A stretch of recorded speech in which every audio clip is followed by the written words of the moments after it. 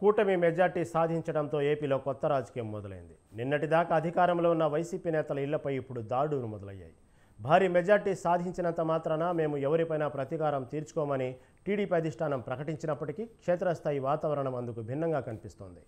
మాజీ మంత్రి కొడాలి నాని, వల్లభనేని వంశీల ఇళ్లపై దాడులకు యత్నించారు టీడీపీ కార్యకర్తలు. కొడాలి నాని ఇంటిపైకి రాళ్లు, గుడ్లు విసిరారు.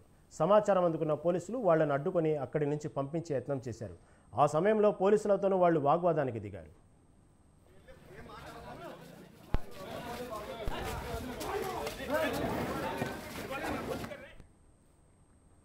విజయవాడలో గన్నవరం మాజీ ఎమ్మెల్యే వల్లభనేని వంశీ ఇంటిపైన దాడి జరిగింది. టీడీపీ శ్రేణులు వంశీ ఉంటున్న ఫ్లోర్ వైపు రాళ్లు విసిరినట్లు తెలుస్తుంది.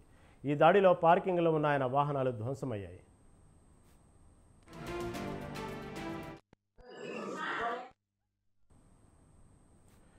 గుడివాడలోని కొడాలి శ్రీ వెంకటేశ్వరరావు పార్కు పేరును గుర్తు తెలియని వ్యక్తులు పీకేశారు. రాజేంద్ర నగర్లో ఉన్న కొడాలి పార్కు బోర్డును ధ్వంసం చేశారు. దీంతో పార్కు తలుపులు మూసి ఉంచారు. దాంతో పార్కుకు వచ్చిన పిల్లలు, పెద్దలు, వాకర్స్ పార్కు తలుపులు మూసి ఉండటంతో వెనుదిరిగి వెళ్లారు.